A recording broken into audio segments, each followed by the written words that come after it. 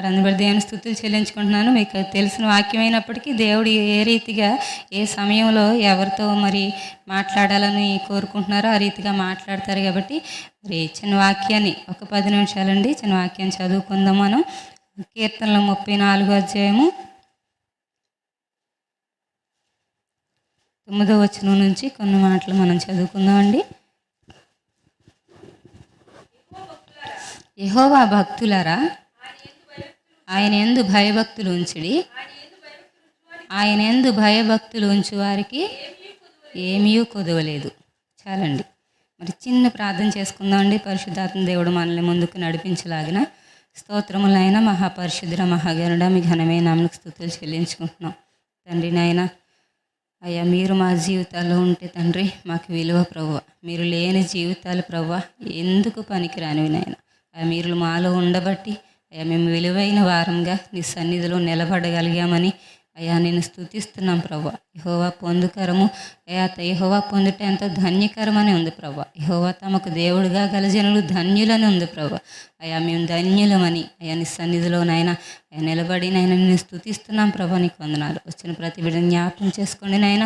ప్రతి ఒక్కరితో మీరు మాట్లాడండి ప్రభా. ప్రతి ఒక్కరు హృదయానందంతో నాయన అయా గృహాలకు చేరుకునే కృప దయచేయండి నాయన. విన్న వాక్యం ప్రతి ఒక్కరు హృదయంలో అయా నూరంతలుగా ఫలింప చేయమని ప్రార్థిస్తున్నాను తండ్రి. నీ యందు భయము భక్తి నేర్పించమని ప్రార్థిస్తున్నాను తండ్రి. ఈ వాక్యాన్ని తండ్రి మీరు బోధిస్తే ఏ రీతిగా ఉంటుందో తండ్రి, మీరు వివరిస్తే ఏ రీతిగా ఉంటుందో ఆ రీతిగా మీరు వివరించుకోమని అయ్యా మీకు మాత్రమే మహిమ చెల్లిస్తూ మేము పరిశుద్ధాత్మడ మిమ్మల్ని ఆహ్వానిస్తున్నాం తండ్రి. నీకు స్తోత్రాలు. మీరు మా మధ్య ఉండమని మాతో మాట్లాడమని ప్రార్థిస్తూ నా ప్రార్థన మీరు సన్నిధి చేసుకోమని యేసుక్రీస్తు వారికి నామమున నడుచున్నాను తండ్రి. ఆమేన్. యెహోవా భక్తులారా, ఆయన యందు భయభక్తులు ఉంచుడి. ఆయన యందు భయభక్తులు ఉంచిన వారికి ఏమీ కొదువ ఉండదండి. యెహోవా భక్తులారా, మనకి నండి దేవుడు చెప్తున్నాడంటే ఆయన యందు భయము భక్తి రెండూ ఉండాలంటండి. ఒక్కొక్కరికి ఏంటంటే ఒకటే ఉంటుంది భయము. అమ్మో దేవుడు అంటే చాలా భయం అండి, కానీ భక్తి ఉండదు. కొంతమందికి భక్తి ఉంటుందండి, కానీ భయం ఉండదు. కానీ ఏంటంటే ఖచ్చితంగా ఏం కావాలంటే మనకి దేవుని యందు భయం కావాలి, భక్తి కావాలి. భయము భక్తి ఎప్పుడైతే ఉంటుందో వారికి ఏమి కొదువ ఉండదంటండి. ఇది కొదువ అనే పరిస్థితి ఉండదు. ఇది కొదువ ఉంది మనకి అంటే ఏంటండి, మనకి రెండిట్లో ఒకటి లోపము ఉంది ఖచ్చితంగా. ఒక భయము లేదంటే భక్తి. దేవుని యందు భయము భక్తి ఈ రెండిట్లో ఒక లోపం ఉంటే మనకి కొంచెం కొదువులు అనేవి ఉంటాయి, కొంచెం ఆలోచనలు అనేవి ఉంటాయి, కొంచెం ఇరుకులు అనేవి ఉంటాయి. ఆ ఇరుకులు ఇబ్బందులు ఇవన్నీ ఏమి లేకుండా మనం చాలా కుమారక్కలాగా ఉన్నాము అనుకోండి, అదేంటండి దేవుని యందు భయము భక్తి కలిగి ఉంటుంది. అవునండి, ఈ లోకంలో ఏమి చూడకుండా దేవుని వైపు చూడబట్టే నిజంగా దేవుడు ఈ రీతిగా అక్కనే నిలబెట్టుకున్నాడండి. మరి నిజంగా చాలా మరి ఒంటరితనంగా అక్క ఏ ఆదరణ లేక చాలా ఇబ్బందులు బాధలు పడిందండి. అవన్నీ మనకు తెలుసు, అందరికీ తెలిసిన విషయమే. కానీ దేవుడు అందరికన్నా గొప్పగా నిలబెట్టుకున్నాడు, అందరికన్నా గొప్పగా వాడుకున్నాడండి. ఎన్నో ఎకరాలు పొలాలున్న ఎకరాలు మరి స్థలాలున్నా కోట్లు ఆస్తులున్నా ఇటువంటి లైఫ్ రాదండి. నేను చెప్తున్నాను ఖచ్చితంగా ఇటువంటి లైఫ్ రాదండి. ఏమన్నా ఇచ్చారండి? అక్క పేరుని ఏమన్నా రాసి ఇచ్చారా తల్లిదండ్రులు? తోబుట్లు అన్న చెల్లెలు అన్నదమ్ములు ఎవరన్నా రాసి ఇచ్చారండి? ఎవరో ఏమి ఇవ్వలేదండి. కానీ దేవుని ప్రేమలో దేవుని కొరకు నిలబడటం వల్ల, ఈ దేవుని యందు భయభక్తులు కలిగి ఉండటం వల్ల ఈ రోజున అనేకులకి ఇచ్చేలాగా పైగా దేవుడు ఉంచాడండి. లోటు లేని స్థితిని ఉంచాడండి. అసలు ఉన్న ఒక రూమ్ చూస్తే కుమారక్కదే మరి ఇంకేం ఉండదండి, అసలు మామూలుగా ఉండదు. అన్ని పెద్ద ఫ్యామిలీలకు కూడా అలా ఉండవండి. అలా మెయింటెనెన్స్ జరుగుతుంది. అలా చేస్తున్నాడండి దేవుడు. ఎందుకంటే మరి నేను సృష్టించిన వాడు నీకు భర్త అయి ఉన్నాడన్న వాక్యం చెప్పుద్ది అక్క. మరి యేసు ప్రభువే మన భర్తగా ఉన్నాడు అనుకోండి, మనకి ఏమన్నా లోటు ఉంటుందా? ఉండదు. కాబట్టి అది మనం ఇప్పుడు కన్నులారా చూస్తున్నామండి. అది అందరి జీవితాల్లో కూడా నెరవేరాలి, అందరి జీవితాల్లో కూడా నెరవేర్చబడాలి. మనం కొంచెం మనం ఆసక్తి కలిగి దేవుని మాటలు విని వాటికి లోబడి వాక్యానుసారం కొంచెం మనం జీవించగలిగితే, ఇక్కడున్న మనం అందరం కరెక్టేనండి, దేవుని బిడలమే, దేవుని గురించి తెలిసిన వారమే. కానీ కొన్ని టైంలో కొన్ని విషయాల్లో మనం మరి దేవుని మాట వినలేక చిన్న చిన్న విషయాల్లో మనం పొరపాట్లు చేస్తూ ఆయనకి కొంచెం దూరం అవుతూ ఆయన మేలు పొందుకోలేకపోతున్నాం. కాబట్టి ఆయన యందు భయము భక్తి కలిగి ఉంటే తప్పకుండా ఆయన మీకు ఆశీర్వదిస్తాడన్నమాట. తర్వాత చదువుదామండి కొంచెం. సింహపు పిల్లలు లేమి గలవై ఆకలిగొనును, యెహోవాను ఆశ్రయించు వారికి ఏ మేలు కొదువై ఉండదు. సింహం పిల్లలు మరి లేమి కలిగి ఆకలిగొను. అసలు సింహము ఆకలితో ఉంచుతుందండి పిల్లల్ని? టక్మంటే వెళ్ళి క్షణంలో తీసుకొచ్చేస్తుంది, వెళ్ళి వేటాడి టక్మంటే ఎలా తీసుకొచ్చి అలా పెట్టుద్ది. అవసరమైతే ఎన్నిసార్లు అయినా పెట్టగలదు అది. ఒకవేళ అవైనా లేమి కలిగి ఆకలితో ఉంటాయేమో, కానీ యెహోవాను ఆశ్రయించే వారికి ఏ మేలు కొదువైండు. తప్పకుండా యెహోవాని మనం ఆశ్రయించాలండి. మెయిన్ ఏంటంటే యెహోవాని మాత్రమే ఆశ్రయించాలి. రాత్రి కూడా కొన్ని మాటలు తెలుసుకున్నాం మనం. యెహోవాని ఆశ్రయించాలి, మనుషుల్ని ఆశ్రయించకూడదు. మరి రాజుల్ని నమ్ముకున్నటి కంటే యెహోవాను ఆశ్రయించటం మేలు, మనుషుల్ని నమ్ముకున్నటి కంటే యెహోవాను ఆశ్రయించటం మేలు, అధికారులను నమ్ముకున్నటి కంటే యెహోవాను ఆశ్రయించటం మేలు. మన బంధువుల్ని, రక్త సంబంధుల్ని ఎవరిని మనం నమ్ముకోవద్దు, ఆశ్రయించొద్దండి. ఏ విషయమైనా అవనే ఉండదు.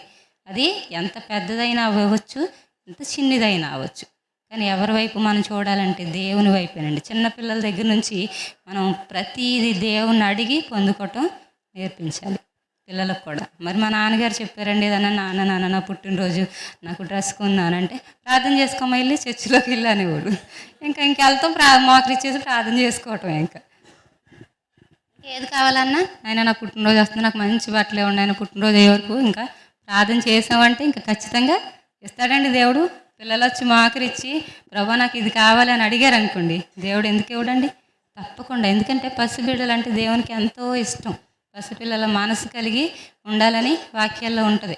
కాబట్టి చిన్నపిల్లలు కూడా దేవుణ్ణి మనల్ని ఏమైనా ఇసుకించినా, ఏమన్నా అడిగినా ప్రతిదీ దేవుణ్ణి అడిగి పొందుకోవాలి. మా అబ్బాయి అండి ఈ మధ్యకాలంలో సైకిల్ కోసం బాగా ఇబ్బంది పెట్టేశాడు. ఎంత ఇబ్బంది పెడుతుంటాడంటే ఆడికి సైకిల్ ఉంది ఆల్రెడీ, అది పక్కన పెట్టేశారన్నమాట కొంచెం రిపేర్ వచ్చి. అమ్మ సైకిల్ బాగు చేపిస్తారా లేదని 2-3 రోజులు ఇంకా అత్తమాను నా వెనకాల తిరగటమే. అయితే వీళ్ళ డాడీకి ఖాళీ ఉండక సైకిల్ తీసుకెళ్ళట్లేదు, కొంచెం దూరం తీసుకెళ్ళాలి అది రిపేర్కి. సరే ఇచ్చేసరండి, తర్వాత బాగు చేసాక తెచ్చుకోవచ్చు అంటే ఆయనకి అవ్వక వెళ్ళట్లేదు. నేను అన్నాను, పండు నువ్వు అత్తమాను అడగటం కాదు, ఒకసారి ప్రార్థన చేయి, దేవుణ్ణి అడుగు, నీ సైకిల్ బాగా అయిపోద్ది అని చెప్పానండి. అప్పుడు ప్రార్థన చేసుకున్నాడు. అమ్మాళ్ళు వచ్చారండి, నాన్న అమ్మ వస్తే ఇలా సైకిల్ కోసం ఏడుస్తున్నారంటే టక్కన బండికి ఇచ్చుకొని సైకిల్ తీసుకొని వెళ్ళిపోయి అప్పటికప్పుడు బాగు చేయించి తీసుకొచ్చి ఇంటికాడ పెట్టేశారు. ఏంటండి, దేవుని సేవకులు వచ్చేసారండి. దేవుని సేవకులే వచ్చారు. దేవుడు చేసే అద్భుతాలు అలా ఉంటాయండి. దేవుని మీద ఎప్పుడైతే మనం భారం పెడతామో, ఎప్పుడైతే దేవుణ్ణి ఆశ్రయిస్తామో ఖచ్చితంగా దేవుడు చేస్తాడండి, కార్యాలు జరిగిస్తాడు. మరి అలాగా దేవుణ్ణి ఆశ్రయించే వారిగా ఉండాలి. తర్వాత కొంచెం చదవండి. పిల్లలారా మీరు వచ్చిన మాట వినుడి, యెహోవా యందు భయభక్తులు మీకు నేర్పెదను. చాలా. పిల్లలారా మీరు వచ్చిన మాట వినుడి, యెహోవా యందు భయభక్తులు మీకు నేర్పెదను. భయము భక్తి కలిగి ఎలా ఉండాలో మాకేం తెలుసక్క, మాకు తెలియట్లేదు అంటారు కొంతమంది. తెలిసినా తెలియట్లేదు అంటారు, తెలియకపోయినా తెలియట్లేదు అనొచ్చు. కానీ దేవుడు ఏంటంటే పిల్లలారా, ఎవరు పిల్లలండి? పిల్లలారా అని ఎవరిని అంటారండి?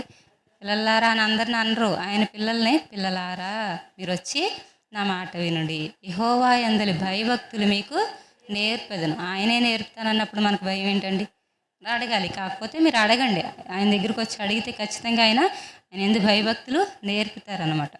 చదవ. బ్రతుకగోరు వాడు ఎవడైనా ఉన్నాడా? మేలు నందుచు అనేక దినములు బ్రతుకగోరు వాడు ఎవడైనా ఉన్నాడా? ఒకసారి క్వశ్చన్ వేస్తున్నాడండి ఇక్కడ. బ్రతుకగోరు వాడు ఎవరైనా ఉన్నాడా అంటే అందరూ బ్రతకాలనే ఆశ ఉంటుందండి. మంచం మీద శాంతం ఇంకా లెగలేని వాళ్ళకి కూడా కొన్ని రోజులు బ్రతికితే బాగుండు అనిపిస్తుంది. మరి మా పెద్దమ్మ ఉండేదండి, ముసలావిడే, హార్ట్ పేషెంట్. మళ్ళీ దేవుని కృపను బట్టి కొంతకాలం దేవుడు బ్రతికించాడు. ఎన్ని ఇబ్బందులు పడుతున్నాయి, ఏం చేసినా, ఎలా ఉన్నా ఇంకా అప్పటి వరకు బ్రతుకుతానా, అప్పటి వరకు బ్రతుకుతానా అంటూ ఉండేవాళ్ళు. నాకైతే అనిపిస్తుంది, ఎవరైనా చనిపోయారు అనగానే దేవునికి మహిమ కలుగును గాక, దేవునికి స్తోత్రం, ఇంకా వాళ్ళ బాధలో తీరిపోయినాయి. ఎంత సంతోషం అనిపిస్తుందండి. మా పెద్దమ్మాయి చనిపోతే నేను బాధపడలేదండి. ఎవరు చనిపోయినా నేను ఎక్కువ శాతం బాధపడనండి. ఎంత మరీ మరీ దగ్గర మనకి రక్త సంబంధులు అంటే కొంచెం అనిపిస్తుంది. కానీ నాకు అలా కూడా అనిపించదండి. అలా అనిపించదంటే ఏంటి అక్క ఇలా అంటుంది అనుకుంటారు. ఏంటంటే ఈ లోకంలో ఏముందండి అసలు? ఏం లేదు ఈ లోకంలో. అంతా ప్రయాసే. ప్రతి ఒక్కరికి ప్రయాసేనండి. చిన్న పిల్లల దగ్గర నుంచి ముసలివారి వరకు ప్రయాసతోనే ఈ జీవితాన్ని కొనసాగించాలి. మనకి ఇంకా దేవుడు ఉండబట్టి ఎటువంటి ప్రయాసల్లోంచైనా మన సంతోషంగా ముందుకి నడిపిస్తున్నాడు. కాబట్టి ఇక్కడ దేవుడు అడుగుతున్నాడంటే బ్రతకగోరు వాడు ఎవడైనా ఉన్నాడా? అందరూ బ్రతకాలనుకుంటారు. మేలు నందుచు అనేక దినములు బ్రతకగోరువారు. మేలు నందుచు అంటే సంతోషంగా మేలు పొందుచు, ఇబ్బందులు కాకుండా, ఇరుకులు కాకుండా, అప్పులు కాకుండా, అనారోగ్యాలు, జబ్బులు, రోగాలు కాకుండా మేలు పొందుతూ అనేక దినములు బ్రతకాలి అనే ఆశ ఉంటే తర్వాత ఏం చెప్తున్నాడు చూడండి. చెడ్డ మాటలు పలుకకుండా మీ నాలుకను, కపటమైన మాటలు పలుకకుండా నీ పెదవులను కాచుకొను. చూడండి, చెడ్డ మాటలు పలకకుండా, వందనాలు. చెడ్డ మాటలు పలకకుండా ఏంటండి? మన నాలుకను. మన నాలుక మన స్వాధీనంలో ఏముంది? ఎక్కడుందండి అసలు? ఎవరన్నా మాట్లాడమంటే మనం మాట్లాడతాం, అంతేనండి. మన స్వాధీనంలోనే ఉందా? కుక్క వచ్చేస్తుందా? నా నాలుక నా స్వాధీనంలో లేదన్న వాళ్ళు ఎవరైనా ఉన్నారండి ఇక్కడ? ఎవరు లేరు. ఎందుకంటే ఎవరి నాలుక వాళ్ళ స్వాధీనంలో ఉంటుంది ఖచ్చితంగా. మనం మాట్లాడాలి అనుకున్నదే మనం మాట్లాడతాం, మాట్లాడకూడదు అనుకున్నది ససేం మనం మాట్లాడం. కాబట్టి చెడ్డ మాటలు పలకకుండా తన నాలుకను, కపటమైన మాటలు చెప్పకుండా తన పెదవులను కాచుకోవాలంటండి. అలా కాచుకున్నప్పుడు ఏంటంటే మేలు వస్తుంది అంటండి. మేలు నందుతూ మనం అనేక దినములు బ్రతుకుతాం.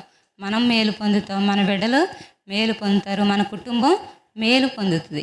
అది చాలా మరి చేయగలిగిన వారికి చాలా సింపుల్ అండి. చెడ్డ మాటలు అనేవి మన నోటికి రాకుండా, అవసరం అయితేనే మాట్లాడండి. అసలు వేస్ట్గా వ్యర్థమైన మాటలు అన్నవి అసలు రాకుండా ఉండగలిగితే చెడ్డ మాటలు అనేవి రావండి. మెయిన్ మరి ఒక ప్రత్యేకింపబడిన వారిగా మనం ఉండాలి. దేవుని కోసం ఎదురు చూసేవారిగా మాత్రమే ఉండాలి. దేవుని మరి యేసు ప్రభు ఏ రీతిగా మాదిరి చూపించాడో మనకి ఆ రీతిగానే మాదిరి చూపించగలగాలి. అటువంటి మరి మరి క్రీస్తు యేసునకు కలిగిన ఈ మనసు మీరును కలిగి ఉండుడని వాక్యం ఉంది. మరి క్రీస్తు యేసు కలిగిన మనసు మనం కలిగి ఉంటే మన నోటి చెడ్డ మాటలు వస్తాయండి? అసలు ఏ పరిస్థితిలో కూడా రావు. కానీ ఎంత మంచి వారికైనా ఒక టైంలో విపరీతమైన కోపం వస్తే వాళ్ళ నోటికి ఏమొస్తాయో తెలియదండి చాలామందికి.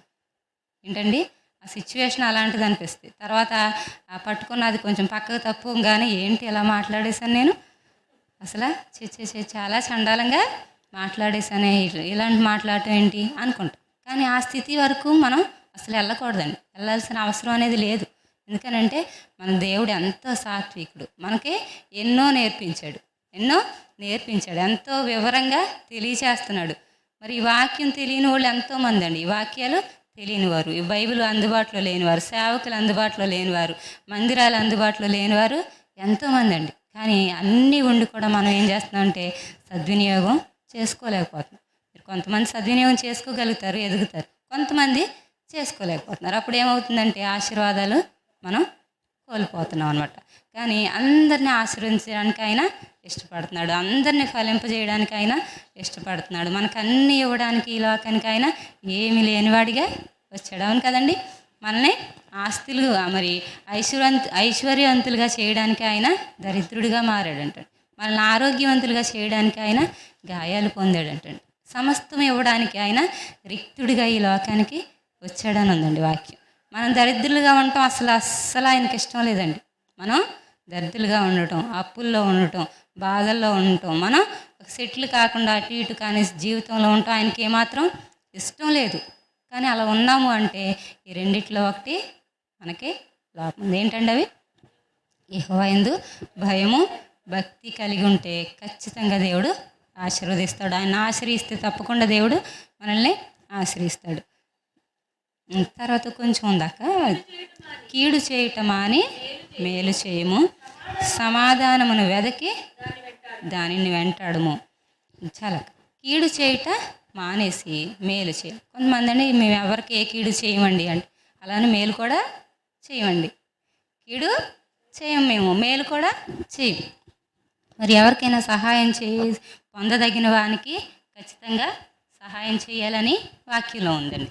కాబట్టి కీడు చేయటం మొదట మనం మానేయాలి, మేలు చేయాలి, సమాధానం వెతికి దాన్ని వెంటాడాలి. అది చాలా ముఖ్యమండి విశ్వాసులకి, దేవుని బిడ్డలకి ఏంటంటే సమాధానం. మరి ఈ రోజుల్లో అది కొంచెం కష్టమైన విషయం అండి. మనం ఎవరి మీదైనా బాధ కలిగి ఉంటే ఇంకా వాళ్ళ మొఖం చూడటానికి కూడా మనం ఇష్టపడం. నాకు అనిపించేదండి, ఫోన్ చేసేసి వాళ్ళు మాట్లాడకపోయినా ఒకవేళ ఏమన్నా ఏ స్థితిలో ఉన్నామండి, ఏంటంటే మన స్థితి మనం ఇప్పుడు ఎంత శత్రువు అయినా దేవుడు శత్రువుని ప్రేమించండి అన్నాడు. మనకు శత్రువులు ఏం కాదు కదండి. శత్రువులు అంటే చంపేయడానికి చూస్తారు, కానీ మనకు శత్రువులు ఎవరో లేరు. కాబట్టి మనం సమాధానాన్ని వెతికి దానిని వెంటాడాలి.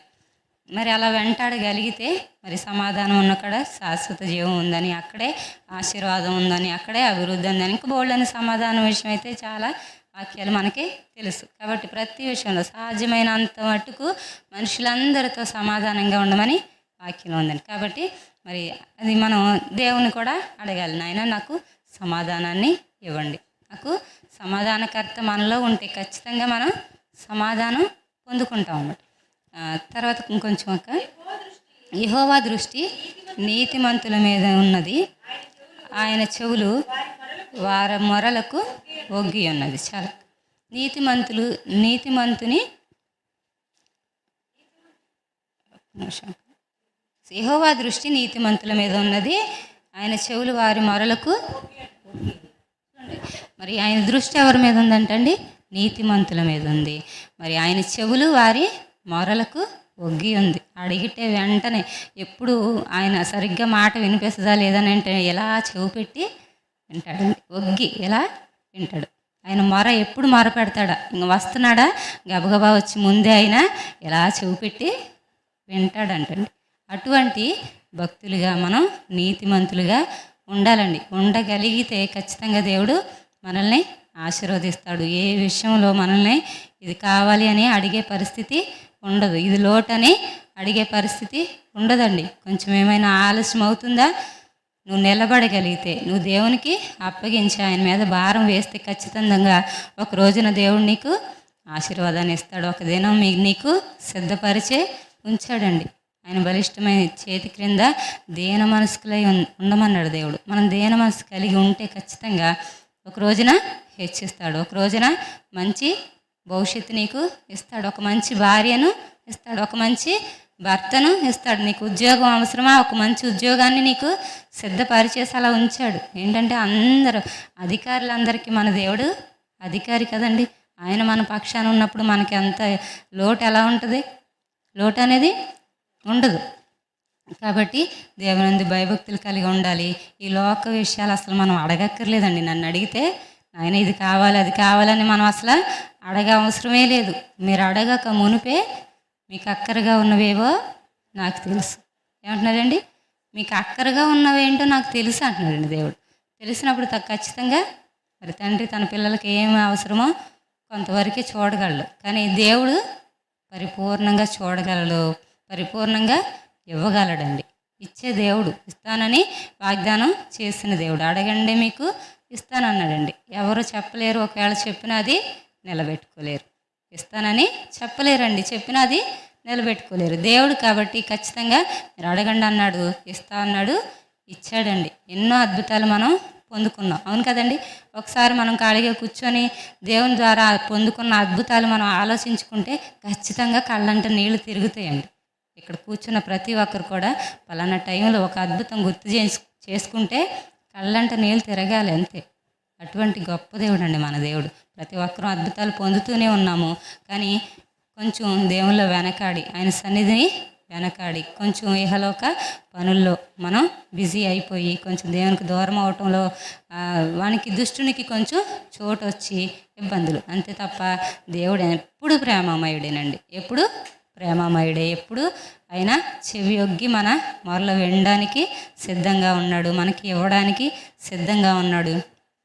మరి నిజంగా మనం ఏ ఆలోచనతో ఉండాలి అంటే మరి ఇంక ఇవి కాదండి. మనం యేసు ప్రభుకి మన సంఘం ఏమైందంటే ఒక ప్రదానం చేయబడి ఉందండి. ఏమైందంటే యేసు ప్రభు వచ్చి మనల్ని ప్రదానం చేసుకొని ఉన్నారు.